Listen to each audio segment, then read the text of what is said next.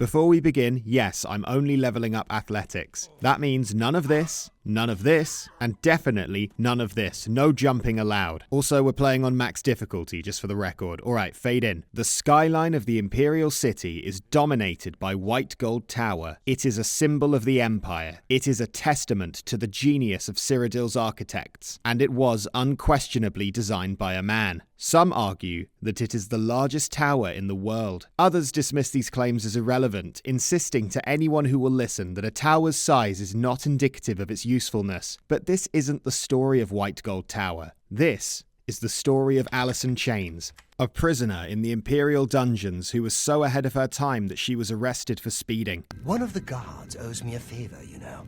I could get us put in the same cell. Annoyingly, Alison's guards had put her in a cell across the hall from the creepiest man alive, so she decided she was going to escape. The Emperor turned up, which was quite convenient, and informed Alison that she was his dream guardian, like in Baldur's Gate 3. Alison followed the Emperor into a secret passage where it turned out there were assassins. The Blades should have foreseen this. Assassins love secret passages. It was like planning to avoid men with weird vibes by cutting through a vape shop. Alison separated from the group, dodging past rats and for some reason a zombie. Damn it, it's that prisoner again. Kill her. She might be working with the assassins. No, she is not one of them. The Emperor asked for Alison's star sign, and after she told him, he gave her her horoscope. Damn it! The gate is barred from the other side. A trap! The gate was very clearly not barred from the other side. The Emperor informed Alison that he had a secret son and smiled meekly while being assassinated. Alison wasn't allowed to jump because that would level up acrobatics, so she needed a running start to continue on her journey. Alison stepped out into a world that was brimming with possibilities. Most of them were basically off limits to her, but it was reassuring to know they were there. Speaking of endless possibilities, have you ever thought about how big space is? It literally doesn't stop expanding. It's like those videos where people fill Stretch Armstrong with water until he pops. You know what else keeps on expanding? Today's sponsor, Star Trek Fleet Command. Star Trek Fleet Command is a free-to-play MMO set in the ever-expanding Star Trek universe. You can recruit legendary characters like Patrick Stewart and all these other ones, spanning over 50 years of Star Trek history. Engage players from around the world in battles, testing your strategic ability, and negotiate alliances for greater gain. Are you ready to boldly go where no man has gone before? Scan my exclusive QR code now or follow the link in the description. Star Trek Fleet Command is available on desktop and mobile. You can play from the comfort of your own home or on the 462 bus from Guildford to Woking. Experience a vast and diverse open world and engage in battles with players all over the globe. Step into the shoes of your favourite Starfleet officers and experience iconic characters and ships from all across the Star Trek franchise. It's free to get started, so there's no reason why you can't join this thriving online community. Hold on, I'm not finished. To celebrate Star Trek Fleet Command's 5th anniversary, the developers are giving you a new player content pack for free. If you're under level 10, use promo code WARPSPEED in your Scopely account to unlock a special little gift just for you. Happy 5th birthday, Star Trek Fleet Command, and thank you for sponsoring this video. Alison wanted to make up for lost time, so she started swimming around the perimeter of the Imperial City. Swimming improves athletics, and therefore swimming is allowed, she yelled. As Alison emerged from the presumably filthy river, an old man took it upon himself to tell her how much of a failure he was. Who did I lose to? Who is my great enemy? Oh, don't laugh. It's a bunch of damn fish. He wasn't alone, however. I work at the Chestnut Handy Stables. Have you seen our horses wandering around? It seemed that most people in Cyrodiil were woefully inept at their jobs. Alison decided to start holding her breath around commoners, just in case their incompetence was infectious. Alison wanted to buy some clothes, so she went to a shop. Then, she remembered that buying clothes would raise her mercantile skill, something that she would not allow to happen. There was nothing left to do but sprint away from the city, seeking adventure and so on. Alison found a letter that had magically appeared in her pocket, informing her that she had inherited an underground lair. This fit her aesthetic quite well, so she decided to run down there and check it out. As soon as somebody invented goth music, having a lair would make her seem cool and also quite interesting. On the road, Alison was chased by a bandit, but thankfully an unarmed cat girl was there to save the day. In a nearby town, the locals were engaged in deep and purposeful conversations. The skooma trade is making a lot of money for the tribes and elsewhere, and a lot of that is going to the Renridric crown. If the Empire isn't going to stop the skooma trade, who will? Leave me alone. There was also a man with an arrow in his shin, whose days of adventuring were clearly over. Pursued by a wolf, Alison ran into the Inn of Ill Omen. That's a horrible name for an inn, I know, but I just can't bring myself to change it. Alison thought some compromise was needed with the inn's name. Something more normal, like the Inn of the Swan and Tomato and Ill Omen. The wolf outside had domesticated itself and was no longer aggressive. Ideal. In general, wolves in this part of Cyrodiil acted very strangely. For a brief moment, Alison considered making her whole personality revolve around wolves, but then she remembered that she didn't want to die alone. On the way to Bravil, she came to understand how nature works. Wolves are killed by bandits, and bandits are killed by stable hands. At dusk, Alison arrived in Bravil and instantly realised she had made a mistake. It was the kind of place where every street is somehow the bad side of town. Alison made a beeline for the town's church and sat on a pew until morning. It was a relief to leave Bravil behind, and Alison enjoyed a brisk, uneventful jog down to Leowin. The local police needed help wiping out a skooma dealer, and Alison said she'd give it a go. Bring me Lenavo's ring as proof he's been dealt with, and I'll give you the bounty on him. Alison had never eliminated a criminal gang before, so she tried walking in through the front door to see what would happen. The criminals didn't like that very much, so Alison ran away, inadvertently luring them back to the quest giver and an old woman who decided to help out too. Any luck taking down Lenavo? Alison found some skooma in Lenavo's house and held onto it so it wouldn't fall into the wrong hands, or in case she needed to taint a rival athlete's urine sample. She also found some skinny jeans and a top that made her look less like a recently escaped convict. She returned to Lorexus to receive her reward. By the Divines, I salute you in the name of the Legion. Here is your well-earned reward. Leowin was not a very inspiring place, so Alison continued on her journey to her underground lair. The inherited lair was submerged under the sea due to climate change, so Alison had to swim down to find the entrance. An estate agent might describe Deepscorn Hollow as a bit of a project, because it was a derelict ruin unfit for human life. With the baseless optimism of someone on grand designs, Alison swore to restore Deepscorn Hollow to its former glory. Alison hit the road again and discovered a town where two men had learned to share a single voice. I understand Daedra worship has become increasingly prevalent in the Somerset Isle. The Altmer have powerful wizards. It could be a dangerous situation. Take care. It was a very tense place. Safe travels. Leave me alone. Nearby, a non-hostile bandit was running purposefully up the road. What began as a duel between the bandit and a courier soon escalated into a chaotic melee as a rat and later a mud crab all joined the fray. The rat and mud crab became a potent duo and were ultimately triumphant. This event would have gone down in history as the Great Battle of the Beach, but nobody believed Alison when she told them about it. Later, while being chased by bandits, Alison discovered a group of friendly citizens, guarded by an immortal demigod called Marissa. Attacks that would kill a normal person would only knock Marissa unconscious. While this was impressive, Alison did find her a bit annoying. I suppose it's hard not to sound smug when you know you will be there to witness the heat death of the universe. Everything was going well. Then the goblins attacked. The settlers had decided they wanted to build their new village in a sort of no man's land in between two feuding goblin tribes. Alison knew she had to help them, otherwise they would start investing in NFTs or something equally embarrassing. Marissa explained that the best way to stop the goblin war would be to steal their sacred artifact, a head on a stick. Alison knew this would be dangerous, but she offered to help. She had never seen a head on a stick before, and it sounded exciting. Before long, she stood at the mouth of the cave, ready to tackle almost impossible odds. Stealing the totem was actually incredibly easy.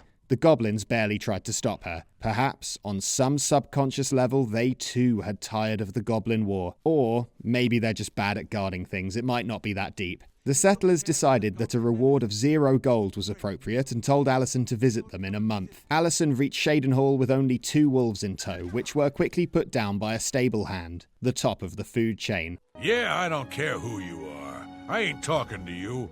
You ain't from around here, so push off. Shaidenhall's defining trait as a city was its abrasive locals. It was a bit like Paris, except it didn't smell of urine. Alison didn't stick around long and headed off to the next stop in her tour of Cyrodiil. I don't know how to make this request any simpler, but to put it bluntly, Raylan the Gravefinder must die. Alison stared into the night sky, questioning everything. It felt like the world wanted her to abandon her principles and commit to a life of violence. She had sworn to only improve her athletics, but why had she done this? Why had she dedicated her life to running very fast? What was she running from? She hoped to find the answers in Bruma. Bruma was way too cold, and its people were rude. I have no time for your pathetic attempts at small talk.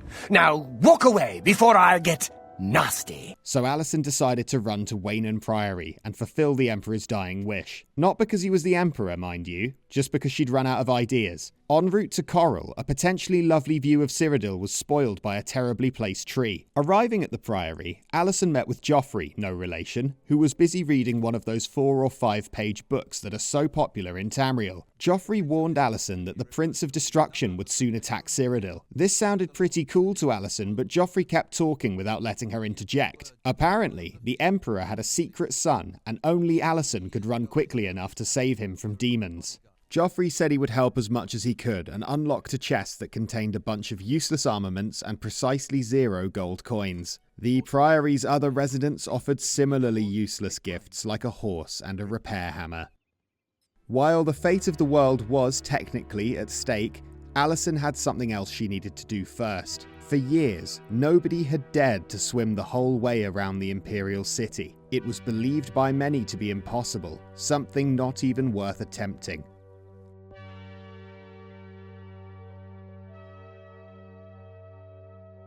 Alison set off, counting precisely in her head to measure how long the swim was taking. There were many challenges, like this bit where she had to avoid rocks, and she almost gave up out of frustration several times. But eventually, she was able to secure Cyrodiil's first Imperial City horseless circumnavigation world record. She achieved a staggering time of 7 minutes 24.5 seconds. For now, it was a record that none dared challenge. After a quick pit stop to laugh at Cyrodiil's most pathetic fisherman, Alison continued her journey to Kvatch via Skingrad. I don't have anything to add here. I just think it's very artistic how this highwayman was framed by the foliage here, like a painting. In Skingrad, Alison was approached by a short king named Glarthir. He invited her to a secret rendezvous when he revealed that the whole world was conspiring against him. As someone with limited prospects herself, Alison found this argument compelling. Finding the Emperor's secret son could wait. Alison agreed to spy on some strangers. Bernadette Penellas was the first mark. Alison spent the day following her around, looking for anything out of the ordinary. It was her first taste of espionage, so she tried to keep a low profile. I've always liked the place. Mog does a nice job, although I sometimes confuse her with Ugag. There was a double meaning to that cough, she was certain of it. She told Glarthir exactly what he wanted to hear and received 150 gold for her troubles. Next, he sent her to spy on Tutius Sextius. Alison went for a more direct approach and asked what he knew about Glarthir. After answering, Tutius's eyes started moving. Anyone who has played L.A. Noire knows that this is a sign of unquestionable guilt. Glarthir paid handsomely for the information about Sextius. Despite being called David, the final conspirator didn't have a French accent or a beret. He also refused to discuss Glarthir, confirming that he was up to no good. A little bird told me that you've been asking around town about Glarthir. As if the evidence of conspiracy wasn't damning enough, now the police were getting involved. Alison refused to sell out her employer and masterfully navigated the interrogation.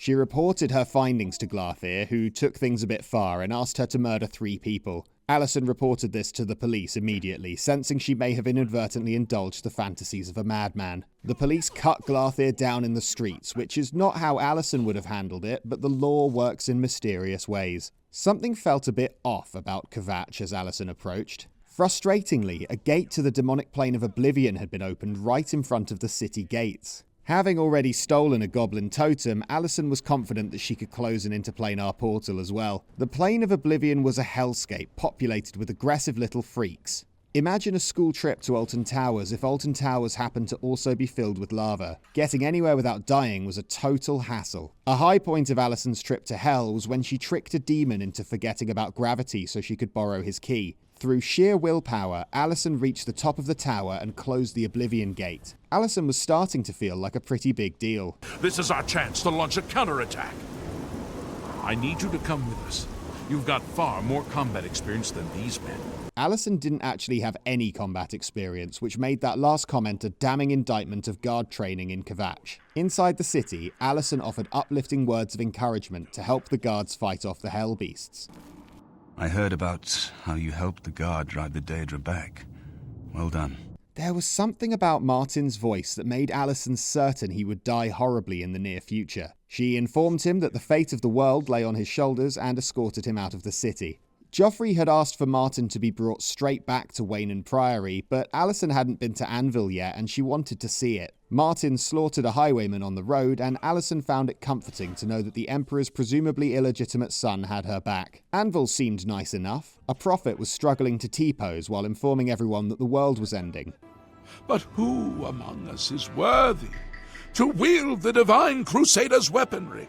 Alison didn't have much on, so she offered to retrieve the lost relics to prevent the end of the world. The prophet explained that she would need to travel all across Cyrodiil, praying at different shrines. Thankfully, travelling was Alison's only real skill, so this would not be an issue. Alison let Martin know that avenging his father's death or whatever would have to wait. They were going to become worthy knights instead. For the sake of brevity, I will condense the journey to the 9 chapels down to its key moments. They prayed at the shrine of Arche. Martin killed a wolf. They prayed at the shrine of Mara. Martin pointed out that they were near Wayne Priory. Alison responded that Martin needed to chill out. The Oblivion crisis was not time sensitive and he needed to try being cool for once in his life. There was a bit of a scuffle near the Priory, but it was nothing Martin couldn't handle. God's blood that came out of nowhere.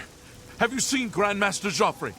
Quick, he may need our help. Alison reminded Martin again that this was not a time-sensitive issue and told him he needed to come and look at something important. Martin, she said, when you are Emperor, this tree has got to go. Imagine how good this view would be without it, Martin. They prayed at the shrine of Akatosh. Alison led Martin to a cave full of necromancers she'd heard about and told him to deal with it. She led Martin to a room full of skeletons and told him not to come back until he'd sorted it out. Look at me, I'm Boromir, said Martin, but Alison didn't get the joke because she had never been to a cinema. Eventually, Martin killed the necromancer leader, and Alison wrote in her journal that she had killed the necromancer leader. Then she asked Martin whether he thought necromancer robes were a good look for her. Nearby, there was another Oblivion gate. Martin, Alison said, forget the shrines, we are going through that Oblivion gate. Oblivion was much easier to handle the second time because Martin could kill all the enemies. He also found creative shortcuts. It was relatively straightforward to ascend the tower and grab the sigil stone, thereby closing the Oblivion gate. Another little corner of Cyrodiil was safe. But more importantly, Alison had run around enough that she would be able to level up when she next went to sleep. They prayed at the shrine of Julianos. They were quite near Cropsford, so Alison wanted to check on the settlers. On the way, she told Martin about the Great Goblin War and how many people regarded her as the greatest hero to ever live. The settlers had built houses now, and Alison asked to use their bed. She slept for 4 hours because that's the optimal amount of sleep, and awoke to find that she was faster than ever before. Alison celebrated by heading back to the Imperial City to attempt to beat the world record she had set just days prior. She slid through the water with unprecedented speed. It was reminiscent of that video where the police officer falls down the slide. With perfect form, she was on track for a new personal best. As Alison sped past the finish line, she stopped counting in her head and claimed a new world record of 7 minutes and 16 seconds. She had shaved 8 seconds off the previous record. Alison's newfound speed allowed her to pray at shrines at an unprecedented pace. She prayed at the shrine of Kinnereth. She prayed at the shrine of Zenithar. Then she noticed that Martin was nowhere to be found, even after she stood still and waited for 12 hours. Hopefully, Jauffre had overstated Martin's importance somewhat. Without any better ideas, Alison made haste to the final shrine and prayed to Stendar. Against her will, Alison was teleported into the sky to speak to a ghostly knight. She was surprisingly relaxed about the whole thing and felt that she was nailing the interview. The knight told her where to seek his lost relics, and Alison replied that she didn't have anything else going on, so she might as well take a look. Her legs were getting a bit tired though, so she went to a nearby inn where a cat girl asked for her help. Can you help me find my lost jumbo potatoes? It was becoming difficult to prioritize all of the quests that Alison had accepted, so she went into a state of decision paralysis for 24 hours. Somehow, Martin found her and snapped her out of it. "Martin," she said, "I finished the prayers, so we are now worthy knights, and we need to get a relic, but also these jumbo potatoes." They found the potato thief in the woods, and after a minor setback, they reclaimed them. Oh my goodness, you found them. Oh, I could kiss you. I present you with my first batch of famous potato bread, more valuable than gold. Enjoy. Alison suspected that the bread was probably not more valuable than gold. There was another Oblivion gate nearby, but Alison was pretty sure that closing 2 was enough. Alison led Martin down to a beach and told him to wade with her. "This is the place, Martin," she said, and they dived down beneath the waves. Inside the cave, Martin accidentally drowned. Mr. Borland would have eaten this story right up, but YouTube hadn't been invented yet. Since the universe would not allow him to permanently die, Martin was trapped in an endless cycle of drowning, waking up, and immediately inhaling water and drowning again. Alison felt this was a reasonable punishment for that time Martin wandered off for a day or two, which had been a major inconvenience. Eventually, Martin teleported to safety and the relic hunters delved deeper into the cave. Their mission to recover the Knights of the Nine's holy relics was abruptly cut short when they encountered an impassable obstacle. To get any further, they would need to jump, and Alison was not willing to do that. As the pair dried off, Alison felt compelled to confess something. "Martin, I feel compelled to confess something," she said. "I feel like I've been running for my whole life, Martin. Literally, that's all I've done. I'm exhausted. You need to go on to bigger and better things, but I can't follow you in case there's a gap that I'd have to jump over at some point. You can keep your secret fortress that's hidden in plain view of Bruma, and you can have this goblin head on a stick. I don't need it. I'm just going to focus on putting one foot in front of the other. I'm taking life one day at a time, Martin. Just promise me one thing." That f***ing tree, Martin. It's got to go. I'm serious. Thank you so much for watching all the way to the end. It helps my channel out a lot. Extra special thanks to my new patrons: McB, 78 Gin, Ryan Applegoes, or Ryan Applegoss, Ord X, Andurion, Mule Driver, Pro Voice Actor 1 Dubs, and Haunted Couch Potato. If you'd like early access to future videos, support me on Patreon. The link is in the description.